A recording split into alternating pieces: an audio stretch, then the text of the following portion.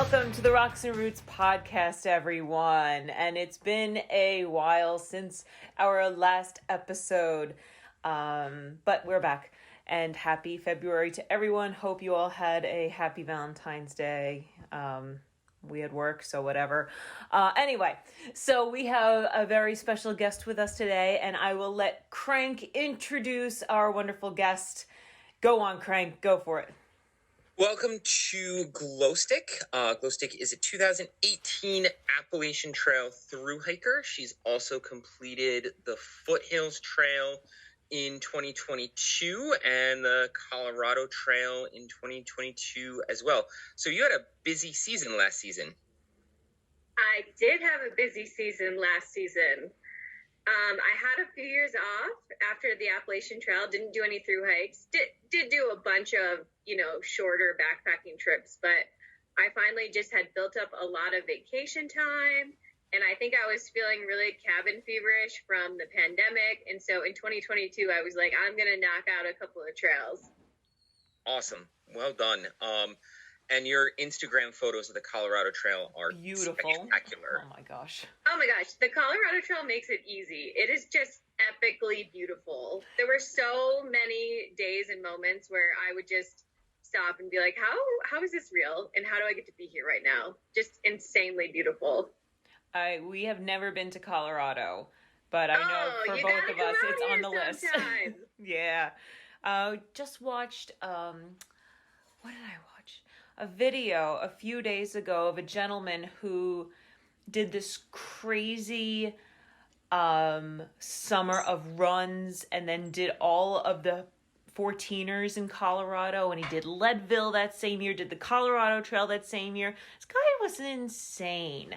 So, yeah, that guy's way more insane than me. I've only done like 8 of the 14ers, not in a super rush to do a bunch more of them. I can't imagine doing them all in one season, plus the Leadville 100, plus the Colorado Trail. That's just crazy. Especially because summers in Colorado are so short. So to squeeze all of that in one summer, basically, that's next level crazy. But the thing is, Oh, sorry. Well, I was just thinking about this. You don't get to enjoy it. I know this is a huge goal of someone's, but by Leadville, your body has been run down to nothing. And that's a hard race in and of itself. So to get all of that in, I don't know. I'd rather enjoy it and not kill myself. I would have to agree. So how short are your summers? Like, what is the summer season out there? I mean, really late June through early October. Okay. Yep. Yeah, because we still have a ton of snow up in the mountains. Sometimes even until early July, depends on our snow season. And then, we can get snow in the mountains any time of the year. I've been stuck in snowstorms in the middle of summer in the mountains, but it really starts coming back and sticking usually early October. So that's crazy. All right, so 3 months-ish about. Yeah, so to squeeze all that in 3 months is just insane. Well, how long have you been out in Colorado now? I've been here for a little over 4 years. Okay. So I'm a planner, and my big plan was I was living and working in Washington, D.C.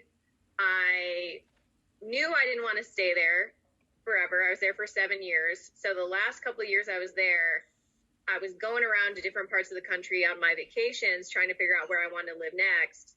And so when I went to hike the AT from DC, I quit my job in DC. I was like, I'm going to go hike the AT, and then I'm going to move to Colorado. Okay. So that's what I did. So I hiked the AT. I went and stayed with my parents for about 3 months in upstate New York, and I just applied for a whole bunch of jobs in Colorado, and then I ended up coming out here. Good for you. Yeah. Living the dream. Yeah. So let's talk about the AT. What possessed you to do it? Oh, I'm always down to talk about the AT, my biggest love. Okay, so back in 2013, I injured my back horribly. I herniated a disc in a group exercise class at the gym. Mm-hmm. And some people get herniated discs, they don't even know. for me, it led to like years of horrible, debilitating pain. I've always been super active, really into exercise. I used to really love running. I really love like high intensity interval training, workouts, things like that. But after I hurt my back, I couldn't do any of it. Like I couldn't sit. It was horribly painful to ride the metro. I couldn't really even go out to dinner with friends because you gotta be able to sit to do that. So during that time, I was, as you can imagine, doing a lot of reading. And I picked up Bill Bryson's A Walk in the Woods during that time. And it's a book I had seen on bookshelves for years. I used to work in environmental education. So I had seen the book a million times and never picked it up. So finally, for some reason, I picked it up while I was dealing with this back injury and just fell in love with the idea of hiking the AT. And so I told myself, if I'm ever better again, if my back ever heals enough, I'm going to go hike the AT. So the idea stuck and just wouldn't let go. And I ended up getting surgery. I got a spinal fusion and then went through months and months of more physical therapy. And after a couple of years, it actually started to feel better. And I was also thinking like, okay, my time in DC is coming to an end. I don't want to live the rest of my life here. I'd like to move on. And so I decided I was going to quit my job in DC, do the AT, and then come to Colorado. Fantastic. And what were your dates for the AT start and how long did it take? I started on March 20th, 2018, and then finished September 16th. So just shy of 6 months. Okay. That's so about the average. Standard, yeah. Yeah. Nice. Yeah, it was funny. My Treadmill definitely could have finished probably significantly sooner, but we got to Maine and we were just like, oh, this is what we wanted the whole trail to be like. So we started doing like 10 miles a day. We were in Maine, which is just over 200 miles, I think. We were in Maine for like almost a month. It was great. Good for you. That sounds amazing. Yeah, I mean, we always comment about the AT. You know, you're never far from civilization. It's basically like, while it's tough to hike, no doubt, it is like Disney World where you can reach a town every 2 days at the most until Maine, just about. Totally. And then we were stopping to swim in all the amazing lakes and ponds in Maine. And we had 2018 was a really wet year. I was about to say. And then we got to Maine and it was sunny. Like, I think it rained for 2 days that we were in Maine, and the rest of the time it was sunny and beautiful. So we were like, oh, we're just going to chill out and relax and enjoy this the way that we thought we were going to do with the rest of the trail. Mm-hmm. Yeah. How many were in the Treadmill? It fluctuated. Mm-hmm. We kind of split down the middle in Vermont for various reasons. Okay. And then we picked up a couple, my half of the split picked up 3 more friends after that. So I guess we finished with 6 people in the Treadmill. Oh, okay. That's not a bad group. Yeah. Yeah. So your trail name, what is the origin of that? So my trail name is Glowstick, and I got named because the first night on the AT up on Springer Mountain, I pulled out my tent and I set it up, and inside I found a bright yellow, like cracked, glowing glow stick because I hadn't opened the tent in like 6 months since I'd been at a music festival. And then I also got off the AT twice. One was for a music festival and one was for a wine festival. That's awesome. I became Glowstick. It fits. And then what were your favorite and least favorite parts?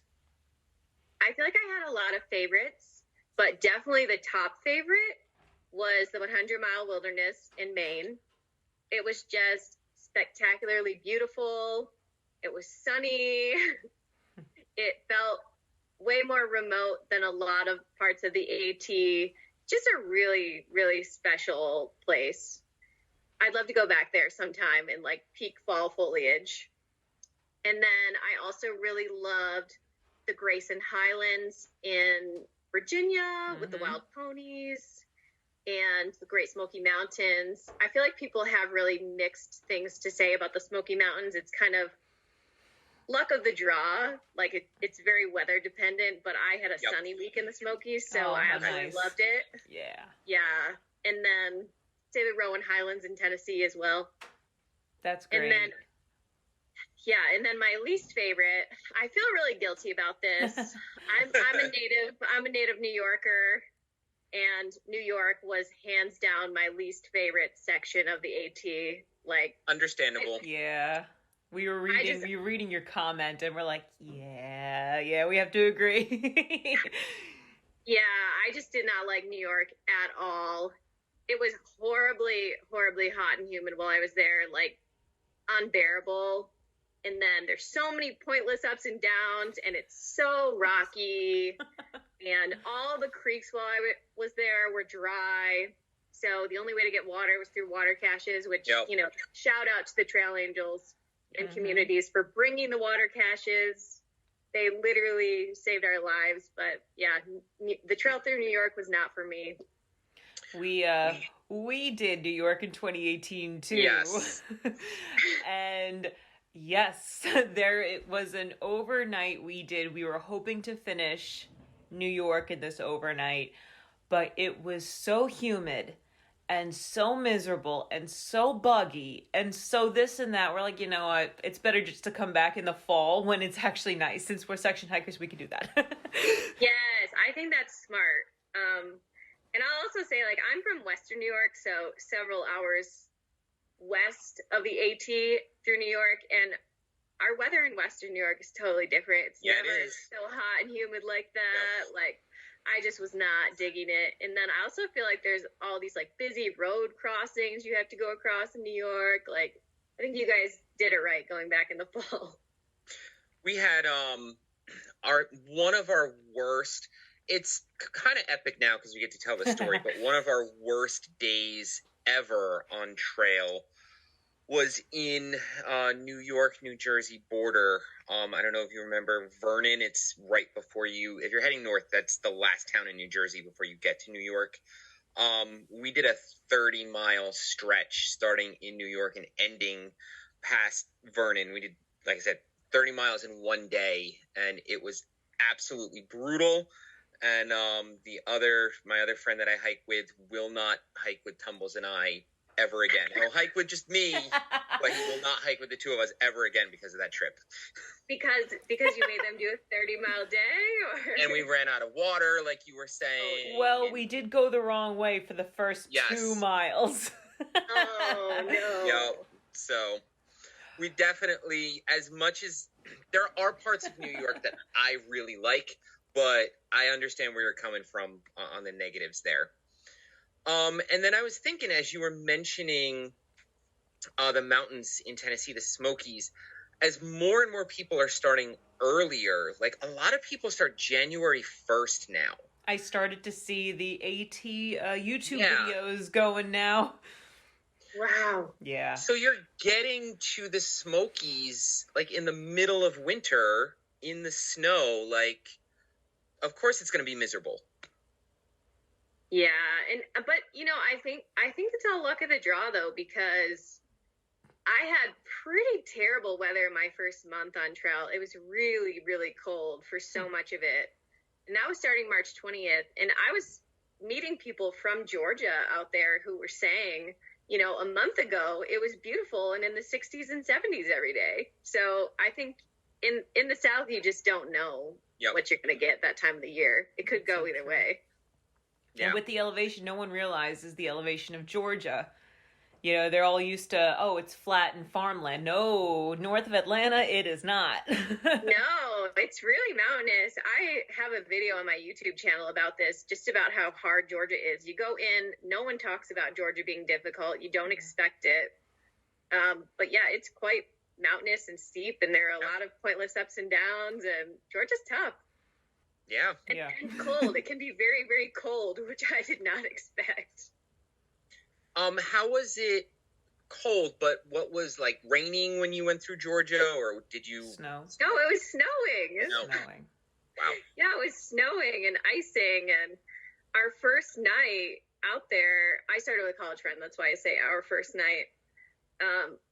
It snowed on us overnight. We woke up to all this snow on our tents. And I have photos from day number 2. The day we started, actually, our first day, it was like 60 degrees when we started. I was in shorts. And then the next day, it was like 20 degrees and everything was frozen. And Makes you question it, doesn't it, a little bit? It was sort of a like, wait, what? I thought this was the South. Like, it's spring. What's going on here? Where were your stops in Georgia? Like, you're just starting, had never done a thru hike before. Like, how many miles a day did you start with, and where were your major stops?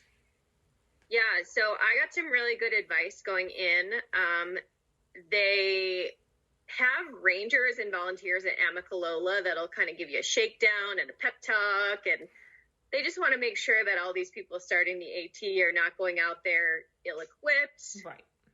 So I had a shakedown from this ranger, and he had given me some really good advice to, start slow, go 8 to 12 miles a day, because, you'll see these people racing through the first days of the trail, and you'll think, oh, I'll never see that guy again, because he's doing like 15 or 20 miles right out the gate, and then you'll catch up to them because they'll be injured in a town.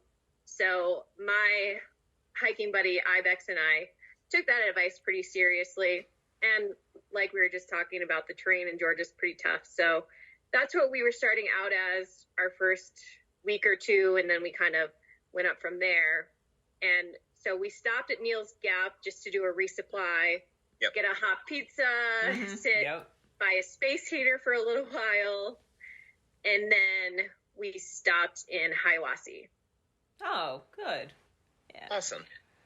Now, this is your first thru hike, did you do any training beforehand? Oh gosh, no, I didn't do any training at all. I aspired to do some training, and it just did not work out. That's what most people say. They just go cold. Yeah. And it's different now, because now I'm living in Colorado. But at that time, I was living in Washington, D.C. on Capitol Hill. I was going into the office every day from 9 to 5. And I was doing a ton of walking, like just my lifestyle there. I was walking a lot, but I never really got my pack out to walk with it or anything like that. Which I did regret. Okay. Well, you obviously got your trail legs under you, and you made it. So I did get my trail legs under me, but it was a slow and painful process to build up those trail legs. And I think I would have done myself a big favor by doing some training ahead of time. So if anyone out there is thinking about going on their first thru hike, that's my advice to you. Do some training. We always said, because wintertime is usually our running time. And then at the other 3 seasons, we go on trail. And we always said that the running has helped our hiking exponentially and vice versa. Nice. Yeah, so then you moved on and you moved west. I did. Yeah. So now I'm in Boulder, Colorado, which I absolutely love. And during COVID, because you moved, I guess, in 2019 to Boulder? Yeah, I moved here in January 2019. So I was here for just over a year before the pandemic hit. And I gotta say, I was so incredibly grateful to myself for having done that before the pandemic, because I can't imagine having lived in DC throughout the whole pandemic. But here in Boulder, it was super easy. I was just going out hiking all the time.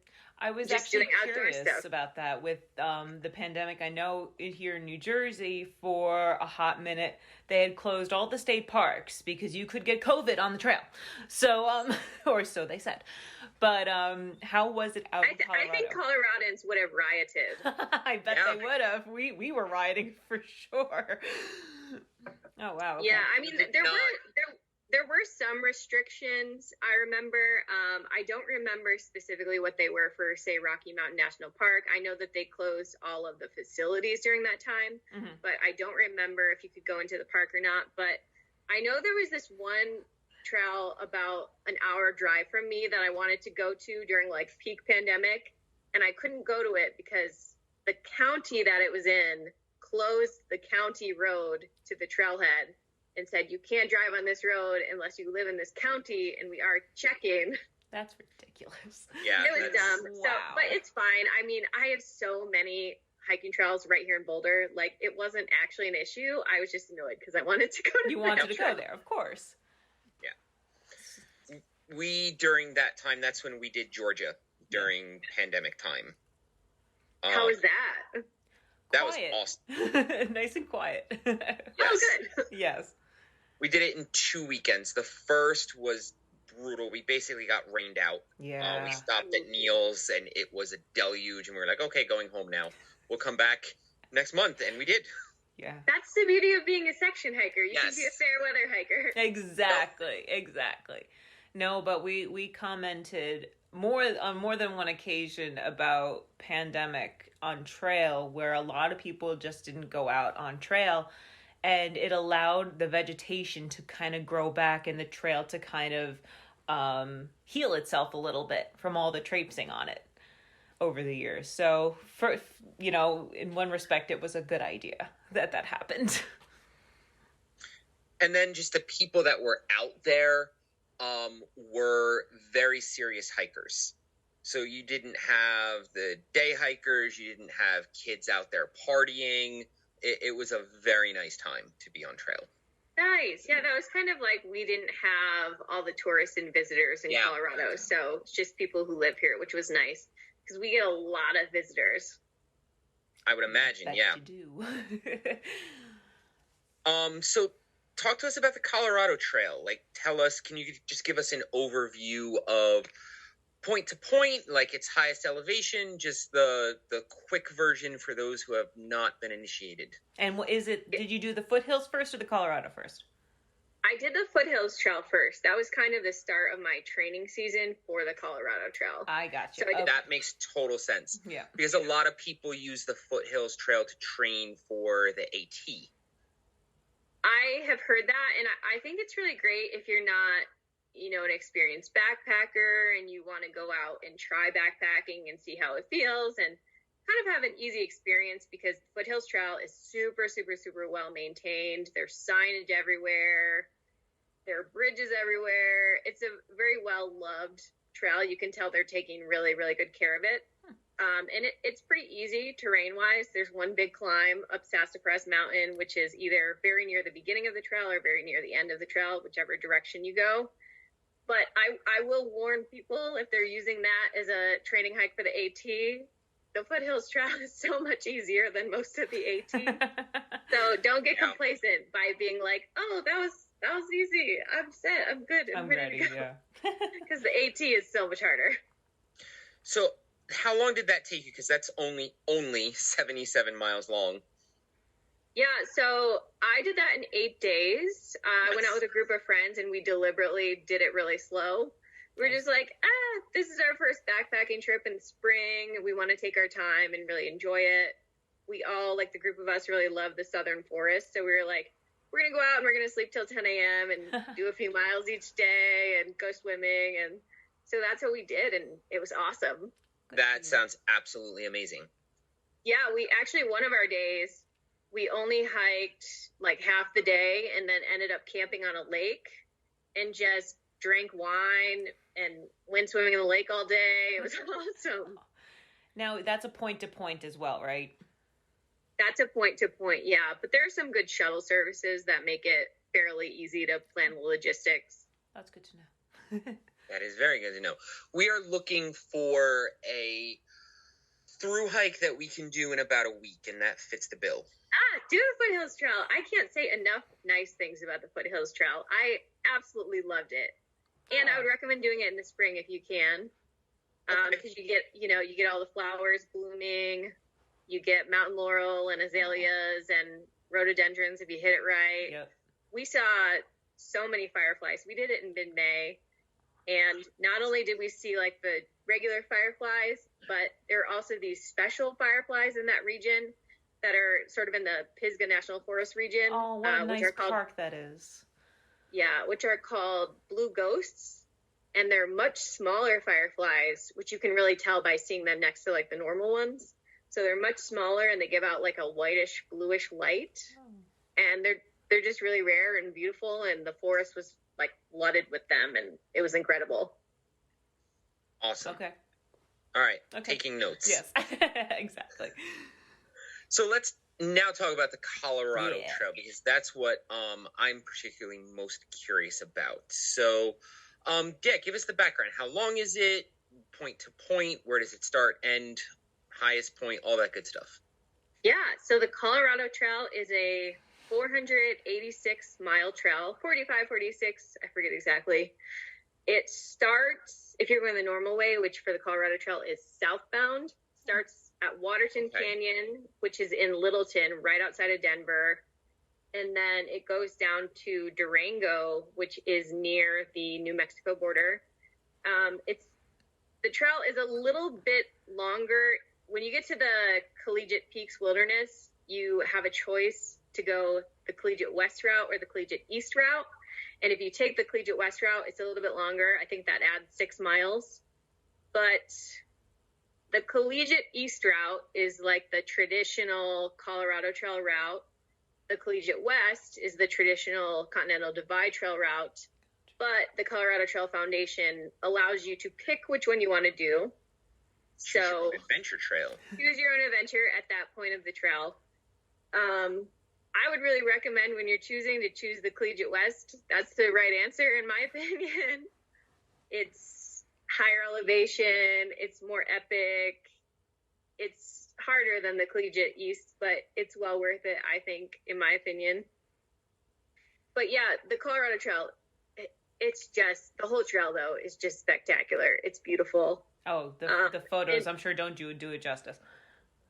Yeah, it's just crazy beautiful. And the high point of the trail, I believe, is 13,271 miles. And you hit that between Lake City and Silverton. Might be before Lake City. It's somewhere right around Lake City that you hit it. So down in the San Juan Mountains. Okay. Did you hit any snow? No, but I started in August. Okay. Not that you couldn't see patches of snow in August. You definitely could, but I don't recall seeing any. Gotcha. So I'm looking at your notes. So you did the entire thing in about a month. So you were moving fairly quickly. Yeah. So I started August 4th, finished September 4th, because that's just, I have a full-time job. That's the amount of time I had to take off work. So I had to finish it in that amount of time. We actually ended up finishing one day early. I could have finished on September 5th, but we finished on September 4th. But it was your rest day on the 5th. What's that? It was your rest day on the 5th. Yeah, rest day before going back to work on the 6th. Yeah, so that's kind of why I planned to do it in August, knowing I only had a month to take off. I wanted time to really train for it and get fit, so that I think we had to average like 16 miles a day, and then we carved in a couple of zeros.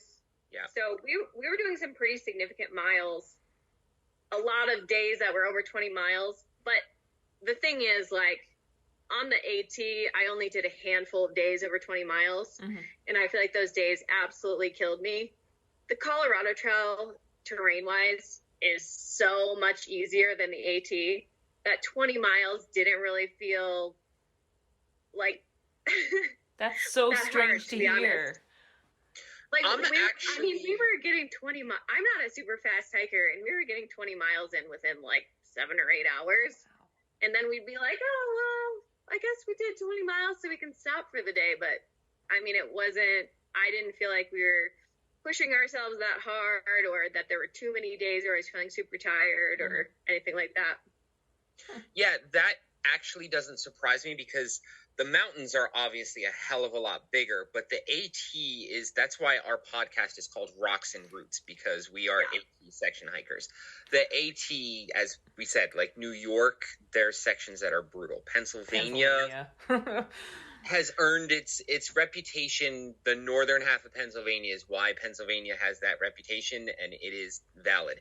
Maryland is also brutal with rocks. So it does not surprise me that even though the mountains are higher, that the terrain itself is easier. So that is also good to know, because we're taking notes, because at some point it's on the list. You're going to love it when you finally get there. And yeah, I agree. I feel like the AT, well, first of all, it's so many steep ups and downs all the time, and your knees are always literally screaming at you. And then, yeah, there's rocks and roots everywhere. You know, people always, you know, once you've done the AT, you think back and you're like, everyone always talks about how rocky Pennsylvania is, which definitely is, but so is the rest of the trail. Yes, it is. Whereas Colorado, I mean, the trails here are just so smooth and nicely graded, and like they cared about their hikers. Yeah, there are definitely some tough sections of the Colorado Trail. Like the Collegiate West is pretty challenging, but even then, like when you compare it to like the AT, it's not that hard. Now, I'm sure you have a pretty robust trail conference in Colorado. I only have experience up in Washington State, where they have a very robust conference as well in the Cascades, and it's kind of like a co-op where you put money in and then you get stuff back. Is it the same with Colorado? I've never heard of that, so honestly, I really have no idea. Oh, okay. From what you're saying, the trails, I'm sure, on the 14ers are also very well maintained. Oh yeah, because totally. that's your, basically, you know, Colorado makes their money. A good portion of tourists go skiing and then go hiking. So, well, that's really good to know that people care about the trail. And then the other thing that I'm looking at that goes back to what we were just saying about your 20-mile days being less rough than they were on the AT. Talk to us a little bit about, because the trail kind of eases you into it. Yeah, so if you go southbound on the Colorado Trail, which I think is the direction that makes the most sense, then people always ask me about elevation and worry about elevation. But if you start going southbound, you start at Waterston Canyon, you're gradually climbing up to the higher mountains and the higher elevation. Waterston Canyon starts you out, I think, between 5,000 and 6,000 feet. And then the high point of the trail is 13,271 feet, I think. But you're gradually climbing up. Your first 100 miles is just very gradual climbing up to Breckenridge and Frisco. And then you get up high and you pretty much stay up high. Okay. Like sometimes, I mean, you will come down a little bit, but for the most part, you get up to those high mountains, and most of the time you're going to be above 10,000 feet. And so your body has a lot of time to adjust and just really gets used to it. And so, you know, I have people ask me, like, how'd you do with the high elevation? Like, blah, blah, blah. And it's like, well, once you're up there, you're up there. Yep. So the first day at high elevation is really tough, and you really feel it. And the second day, you might still feel it. And by the third day, your body just adjusts and it feels very normal. And like if you take the Collegiate West route, you end up being above 12,000 feet for a significant portion of that. And you just get very used to being up there, and it doesn't feel like anything. If you go northbound on the CT, you're going to have a much quicker climb up to high elevation. So especially if you're coming from closer to sea level, I would really recommend going the southbound way, because I think if you're going northbound, you only have a couple of days to adjust before you're up at 12,000 feet, as opposed to going southbound. I mean, obviously depends on your pace, but you'd have several extra days to adjust. Makes complete sense. What are the logistics like? Because we always say, you know, on the AT, you're never more than 2 days away from a town. Like, where do you camp? Like, are there trail towns? What's that scene like? logistically, the CT is super easy. Awesome. Yeah, I mean, fly into Denver. You can hire a shuttle, but you could just take an Uber to the trailhead at Waterton Canyon. I just took an Uber from Boulder. No big deal. It was like 45 or 50 minutes. It's even closer from Denver. There's a big parking lot there. You have cell phone service there. Super easy. Jump on the trail. And then there are a bunch of towns along the way that you could stop at. If you want to stop pretty early on, there's a stop. I think Bailey's only like 50 miles in. For a lot of people, their first stop going southbound is going to be either Breckenridge or Frisco. Mm-hmm. There's literally a bus that you catch like just off the trail. You can go to either of those places. Continuing on, Copper, Mountain, Leadville, depending on if you take the Collegiate East or West. Well, you'll go through Twin Lakes either way. It's right up, like a mile off the trail. Depending on the Collegiate East or West, you end up going to Buena Vista or Salida. Super easy to go to Lake City, Silverton, and in Durango. There's a lot of places you can stop along the way. Hitching in Colorado, super easy because everyone here hikes and bikes and trail runs, and Coloradans are just living their best lives. So they're super nice and happy. So they're down to help you out. There's also an airport in Durango.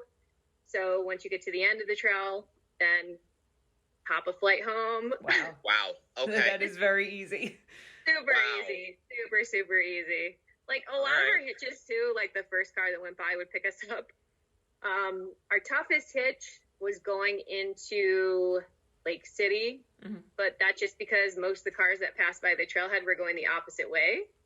Okay. But coming out of Lake City took us like 1 minute to get a hitch back to the trailhead. Like, it's just, I feel like this is a good, if you want to do like a longer trail, this is a good first one to do because it's just like very simple. Right. Awesome. Talk to us about Lake City, because on your Instagram, you said that was your favorite trail town, and there's also a history of cannibalism there. Oh, lovely. Yeah, definitely. I absolutely loved Lake City. It is so charming and so hiker friendly and so walkable. Like, I just came out of there. I couldn't say enough nice things about Lake City. But let's talk first about the cannibalism. Okay, so there's a cannibal story out of Lake City, and they really used it to kind of be really like campy and kitschy about it. Like, they have different things named after the cannibal. Like, there's like this saloon and grill named after the cannibal. There's a plateau named after the cannibal. Like, they really leaned into the cannibal thing, which I found really funny. Works. So back in the 1800s, when everybody was trying to strike gold, there was this expedition of like 20 dudes who set out from Utah, and they wanted to get to Breckenridge because they heard there was a bunch of gold in Breckenridge, and they wanted to get there before, you know, the gold was taken up by all these other people. And so they started their expedition, and they didn't go at the best time of the year, and they ended up in some trouble in the San Juan Mountains in Colorado, which are pretty intense, very snowy mountains. And they were sort of rescued by this Native American tribe. And the chief of the tribe, Chief Ure, had told them, like, look, you guys shouldn't keep trying to pass through these mountains in the winter. It's super dangerous. We wouldn't do it. We don't recommend you do it. We will feed you and give you housing until winter is over, and then you can continue in the spring. And a lot of them took his advice, but 6 people did not. And this included this guy, Alfred Packer, and these 5 guys that he convinced, like, hey, I'm a wilderness guide. I can safely get you through these mountains. Like, we should not wait. That gold is going to be gone. Like, I can get you through. We should go. So these 5 guys agreed to go with him. And next thing you know, a couple months later, Alfred Packer shows up in town at a saloon or something, and none of these other guys are there. And he doesn't look like he has been starving. He's got a bunch of wallets. He's got a bunch of watches. Oh, that's awesome. And so people are like, yo, where's the rest of your crew? He's like, what crew? And he's like, oh, those guys, they abandoned me and left me for dead, and I've been starving and all this stuff. but they're like, you don't look like you're starving. What's going on here? And then allegedly these Native Americans came through and they were like, yo, we found some evidence of like cannibalism. Oh, and so this search party goes out looking for these guys, and they find them all dead, and they have been cannibalized. Awesome. Ooh. And so then he ends up having to admit it, but there's still a question though, like if he murdered them first. Yeah, did they die? Yeah. Right. No one really knows what happened out there, but they do know that Alfred Packer ate these guys, and also they think that he got a taste for the human flesh because like some of the guys, just like the choice parts of them were taken, yep. And like the other guys weren't fully eaten, and so yeah, that's Alfred Packer. So like the rump roast over the ribeye, I guess. I don't know. Yeah, exactly. Kind of. This all happened in the mountains right outside of Lake City, so they kind of make a thing of it. Wow. That's awesome. Yeah, if you read the actual Thomas Harris books, Silence of the Lambs, he goes, because he did a lot of research, and he goes into detail, and like he actually tells you what the choice parts of the human body are. Oh. I think some of it was like around the chest is where Alfred Packer was eating. Yup, brain is supposedly a choice item. Tumbles is not doing well with this conversation. So that is really cool. I'm reading it's a book called Astoria about the first American colony out west, fur traders, and they had a similar experience. They end up in the mountains when they shouldn't. They are starving, and they were also sheltered by Native Americans for the winter. But they all decided to actually stay, and more of them survived because of it. That was the right decision, obviously. Yes. Oh, and if you're interested in this Alfred Packer story, might I recommend Cannibal the Musical? Okay. It's this 1993 film by the guys who made South Park. Oh God! Yes, Matt Stone, Trey Parker. It's really, really ridiculous and funny. We watched it actually. We downloaded it in Lake City and watched it up on the trail. So. Oh, that's all right, awesome. I know what we're doing next weekend, Tumbles. Okay. I can't say that I think it's super accurate, but I do think it's worth a watch. All right. Okay. Yeah, they're amazing satirists. Obviously, South Park's been on the air for 27 years. But they do a lot of historical stuff like that. The Book of Mormon is kind of a similar thing, a musical out of historical events with a huge amount of satire. So thank you. Thank you. Okay. So on the trail, what was your least favorite part? Was there a least favorite part? Good recovery, Tumbles, because I was off in Cannibal Land. My least favorite part of the Colorado Trail? I mean, everybody kind of tells you the first 100 miles are the least impressive part. So that's between Waterton Canyon and the jump off to Breckenridge and Frisco. That's at mile, 103.7, I want to say. Mm-hmm. So, I mean, I would agree. Like, when you're in the lower elevations in the middle of summer in Colorado, it's really, really hot. Like, we get 90 to 100 degree days on the regular down in the foothills and down near Denver. So, didn't super love that. You go through pretty early on in the trail, you go through a big burn area, mm-hmm. which is really exposed. So for that section, I want to say that's like segment 2. Like the Colorado Trail is broken up into segments, which I didn't pay a whole lot of attention to, but section hikers pay a lot of attention to that. So I want to say segment 2 is just all burnt and pretty low elevation, really exposed, really, really hot. So I went through that section just with my friend Ibex. We had another friend, Dory, join us later in the trail. He had COVID at the beginning, which is why he was late. But anyway, the two of us are not early birds at all, but we got up at 4 a.m. to hike through this section. And I would really recommend doing that because we had really pleasant temperatures. Like, there's no water for 10 miles at least, maybe over 10 miles, which was fine when the weather wasn't crazy. But I read so many stories on Far Out about people like going through that section and getting super dehydrated and throwing up all over. And for us, like, we had to get up early, but like, that was it. It was fine otherwise. So that's a little tip. You would end your day around noon or so? Or would you just go until it got too hot?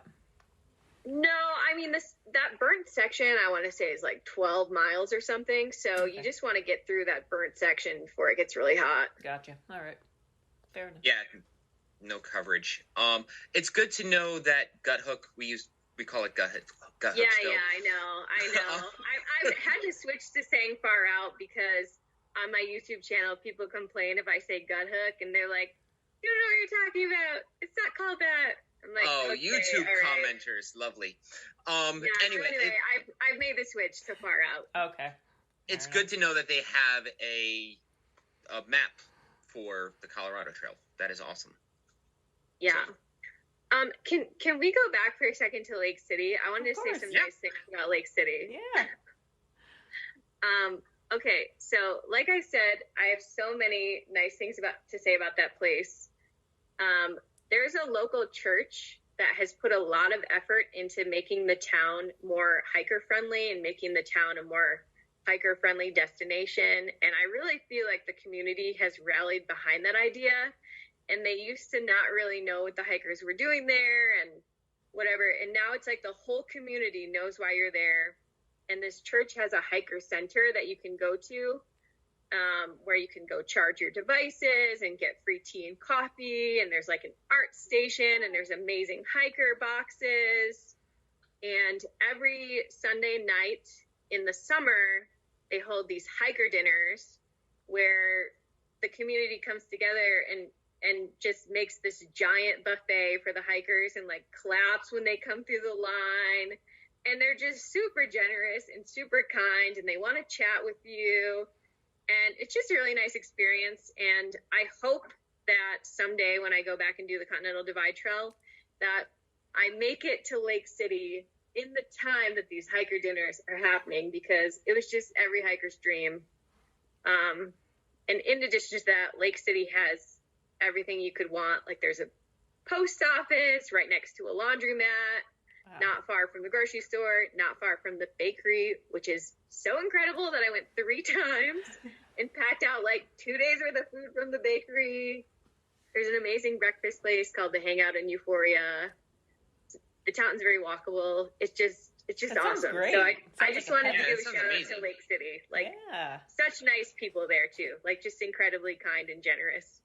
I mean, we've experienced that churches do tend to come through more often than not when it comes to the hiker community. Heck yes. And it's really interesting. So the pastor of this church, who has really built the hiker center and done all this work for hikers in the town, he was telling me that before he moved to Lake City, he, a long time ago, used to live in Duncannon, Pennsylvania, and he actually was really instrumental in putting together the hiker center in Duncannon, Pennsylvania. Really? So I was like, I've been there too, and it was awesome. That's amazing, yes. We love that center. Yes, we love that center, and Duncannon is an amazing trail town. I'm assuming all of our listeners should be at least familiar, because that's like a major spot on the AT. That's really cool. Home of the Doyle. Yeah. Awesome. I love Very it. Nice. There is also, when you were going through Vermont, I think Kyle had mentioned this once about another church that put on dinners for the hikers and stuff like that, but it was more of a cult than anything else.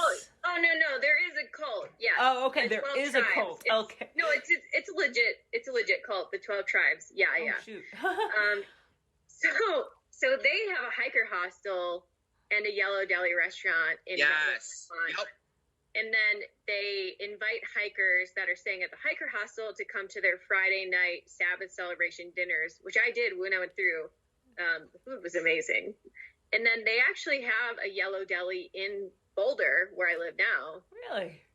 Yeah, so they're all over the country and all over the world. They started in Chattanooga, Tennessee, I think. But yeah, they're not just a church; they're actually a cult. A cult. Yeah, and they, from what we understand, they use their outreach not for outreach, but for recruitment. Yeah, so when I was there, actually, my like quote unquote waitress at the Yellow Deli was a former southbound AT thru hiker who got down to Rutland and then stopped and joined. So oh shit, no kidding. If you don't want to join a cult, be very wary. Wow. The 12 tribes in the Yellow Deli, but the food is really delicious. That's wild. We're going. We're going. Really kind to hikers. That is disturbing, but makes total sense because there are a lot of people who are out doing through hikes and hiking because they have some sort of emotional thing going on, some sort of psychological thing going on. And if you're in a vulnerable place and there's, you know, a ready, quote unquote, ready-made family, I could definitely see how they would take advantage of that. Absolutely. And apparently in order to join, you have to give up all your money and possessions. And so then you're gonna be stuck there. Like you're not gonna have an easy way out. And you know, I think people can make up their own minds whether they want to go to the hiker hostel and the restaurant. I think it's a really interesting cultural experience. I would do it again, but I would also be very wary. And I was at a party here in Boulder, like over Halloween weekend, and I met a woman who had grown up in the 12 tribes. And we chatted about it for a few minutes. And, you know, she told me that there was a lot of abuse growing up in the cult, and there's a Hulu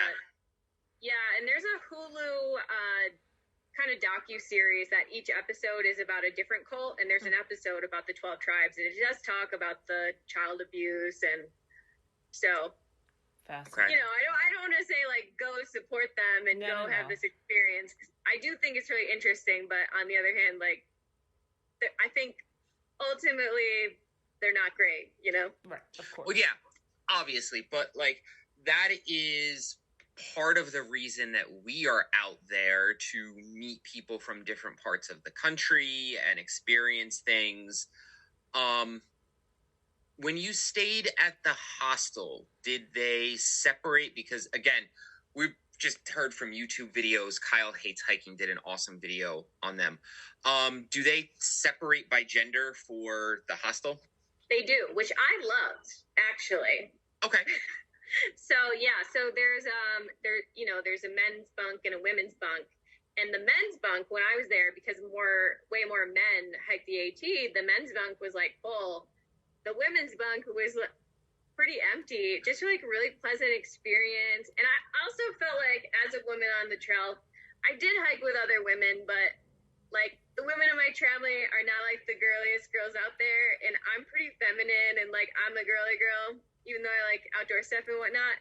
So I was always like, I gotta find like a girly female friend to join our family. Like I need someone backing me up when you guys are watching cartoons and like doing all the stuff that bros do. I'm like, I need a girly girl to back me up and hang out with me, and which I never found, or at least never recruited to join the family. But then at this hostel, the hiker hostel in Rutland, I was like in this dorm full of girls, and I was like, oh, this is awesome. Like I got to talk about my relationship problems and like girl stuff, and I had a great time with the separation. The guys were like, our bunk was so full and blah, blah, blah, and I was like, well, I'm having a great time. So all right, that is good to know. Thank you for filling in some of the gaps on that for us. So before we start to wrap up, is there anything else about the Colorado Trail that you wanted to mention that you didn't think we got to, that you want to kind of get out there for our listeners? There's a lot of wildlife on the Colorado Trail. I saw a lot of wildlife. My very first day in Waterton Canyon. So Waterton Canyon, there's like no shade. It's very hot because you're doing it in the middle of the summer. Like I said, we have like 90 to 100 degree days here every day down in the lower elevations in the summer. So my friend Ibex and I, we started the trail in the evening, on like a Thursday evening after I got out of work. And so we're hiking through there in the evening, and we just saw so much wildlife just in the canyon. It's a 6.7-mile section. We saw a bear swimming around in the river. We saw a beaver. Yeah, we saw bighorn sheep. We saw an owl. We saw this huge spider that had been paralyzed by this wasp, and the wasp was like taking it off somewhere. It was just, that was day one, like the first few hours of our hike. Holy shit, that's incredible.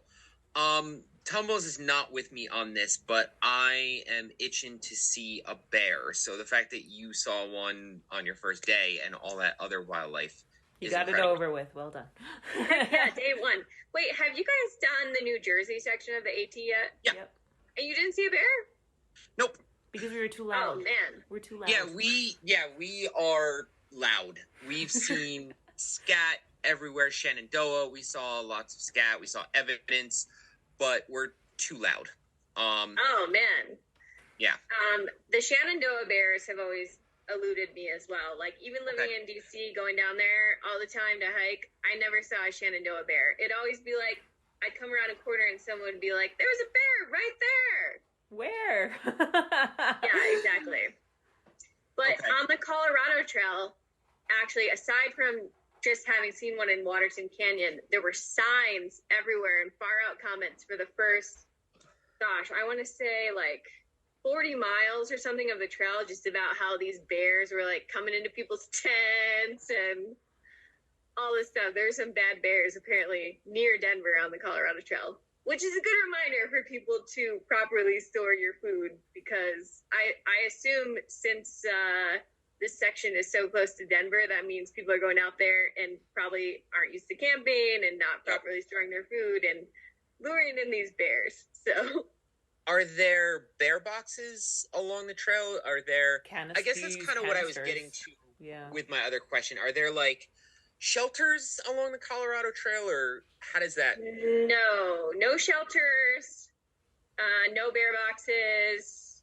So you have to do hangs or canisters? So hangs are really tough, just because you're in the mountains. Well, yeah, a lot of the time you're above tree line, but even if you're not, like just the pine trees that we have don't tend to have a lot of limbs. It's tough. I hate bear canisters. I'll do anything not to carry a bear canister. I brought an Ursack, and that worked great for me. You know, just tied to a tree trunk away from camp. Great. Don't worry about it.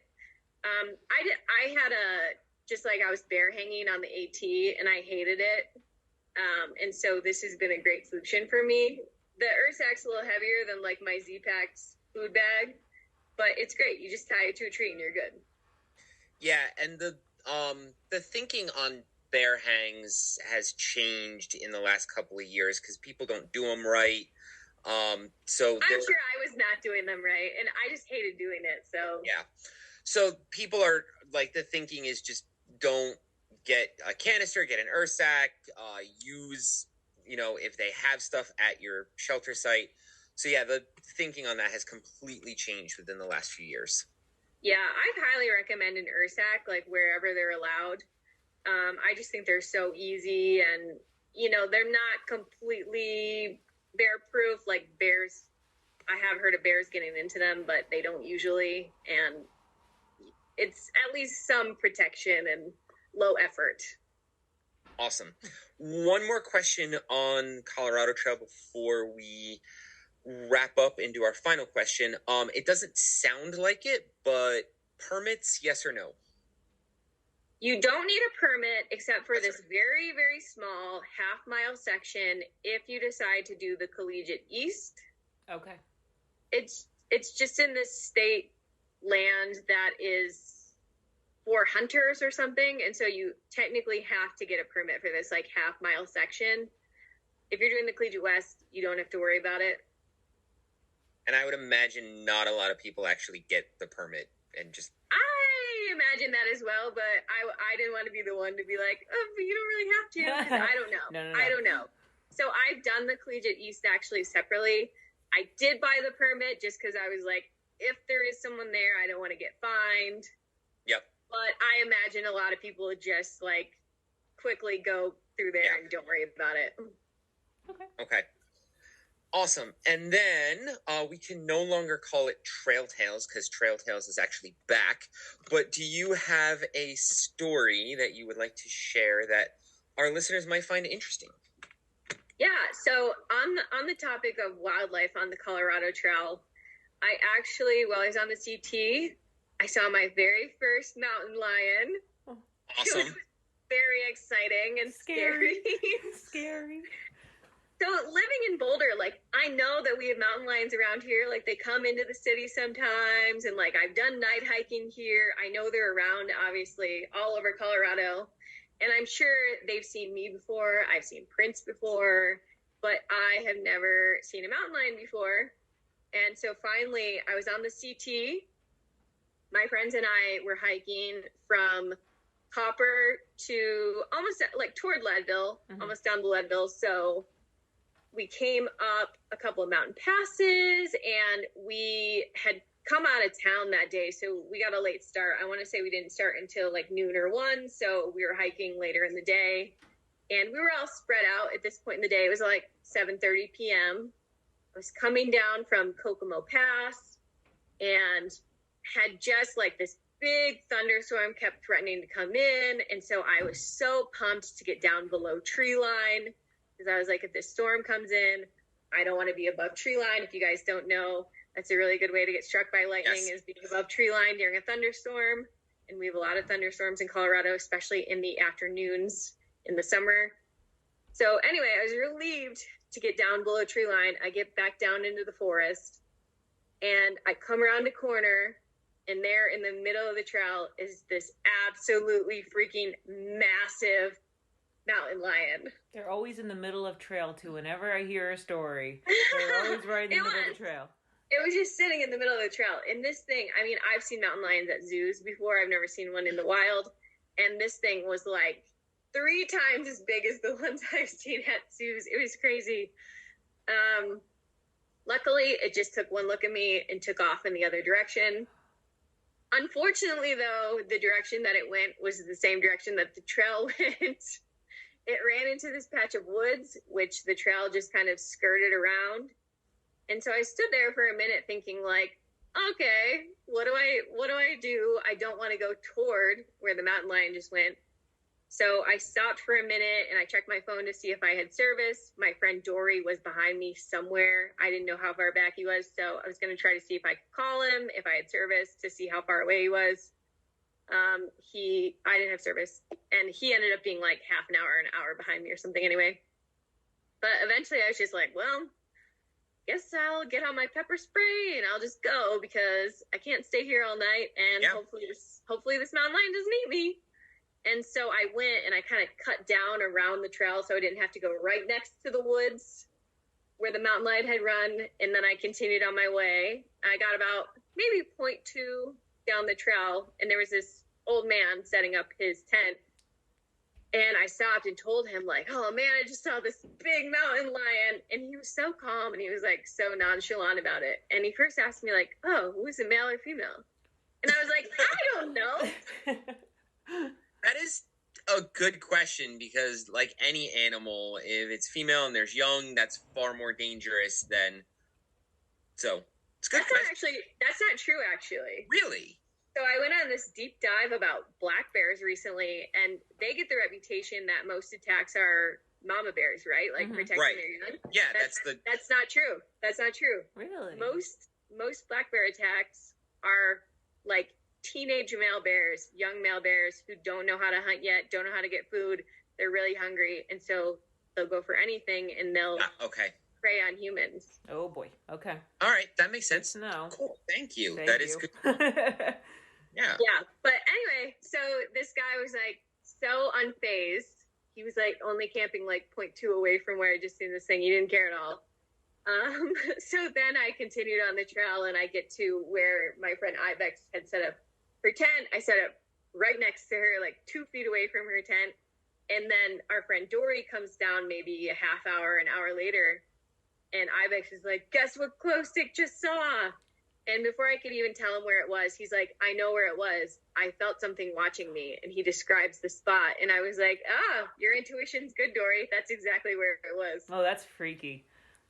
That is awesome that our central nervous system, even after millions of years, well, not millions, hundreds of thousands of years, is still attuned to when there's potential predators around us. That is really cool. Yeah, it's crazy, right? Awesome. That is a good story. Yeah. So I am envious of the animals that you have seen.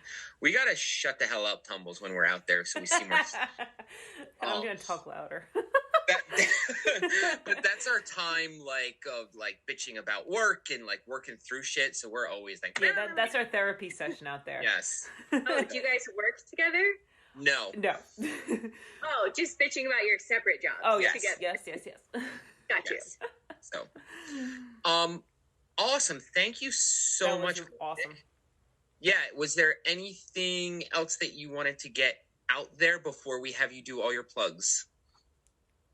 I don't think so. Maybe what trails I'm doing next? Yes. I was just gonna say, what's your next trail?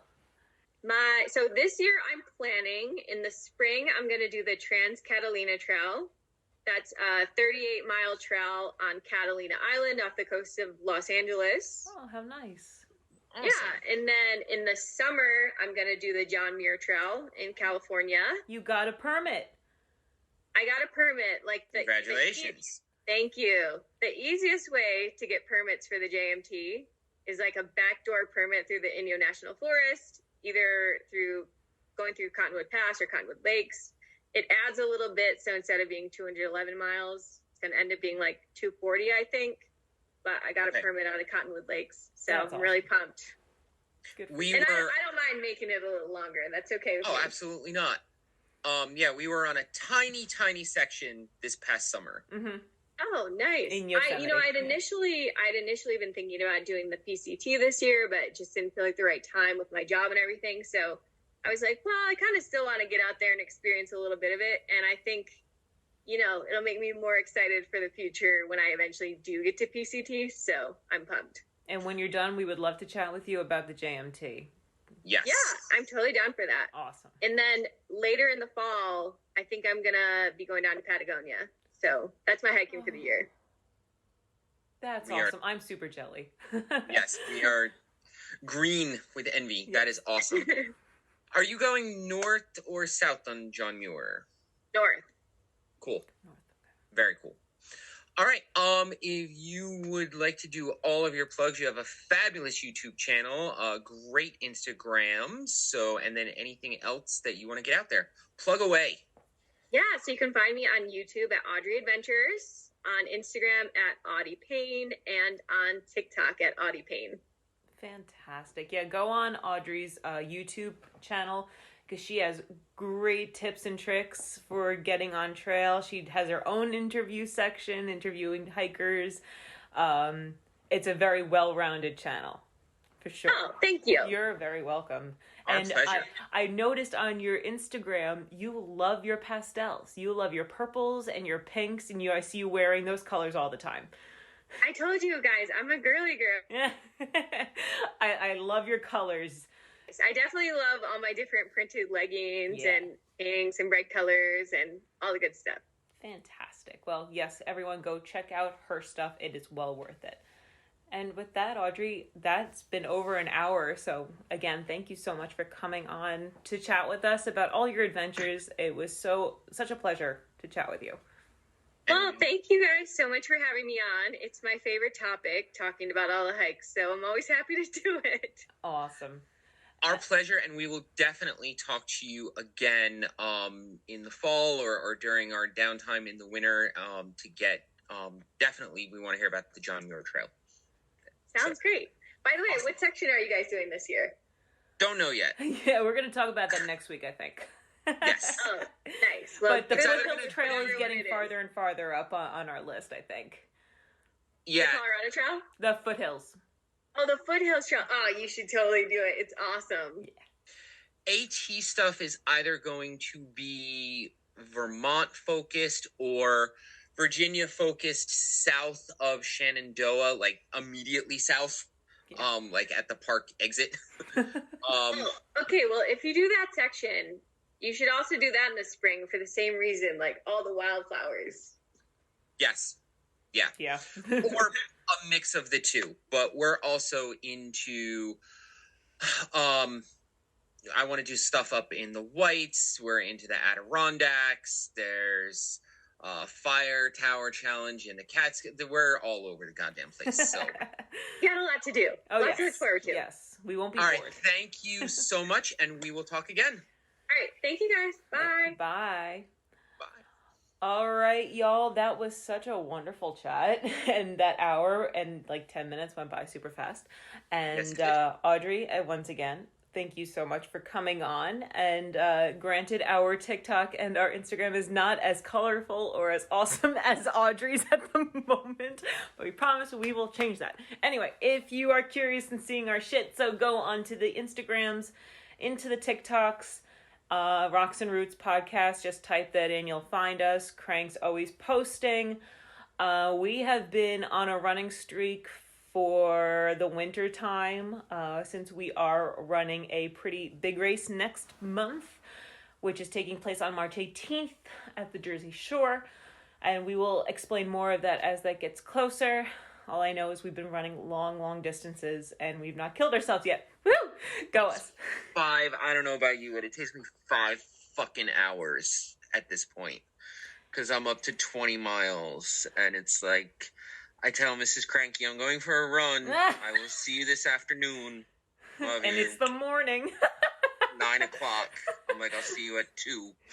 Yeah, I have to kind of juggle my schedule now more because tomorrow is a 17-miler for me, and it's going to be done on the hamster wheel. I don't know how you do that. That's, oh my God, it's going to be brutal. I know. I figure I have like videos saved on YouTube, like last year's New York City Marathon. I'm gonna watch from beginning to end, and I have Watch a couple movies. Last of Us I have to finish, and I'm rewatching Game of Thrones. So I have tons of media to entertain myself. But there is actually, which I could put in the show notes, on the very bottom, a website I found, how to deal with boredom on the treadmill in your long runs. So I will share that with you, and I'll share that with everybody. Yes. Anywho, that's all there is to talk about right now. We will be back at you next week. Anything else? No, we need to talk about The Last of Us when we get together, though. Oh, yeah. Yeah. So. Pedro Pascal. He's my favorite new person now. Okay. All right, y'all. That's it. Ciao. Bye.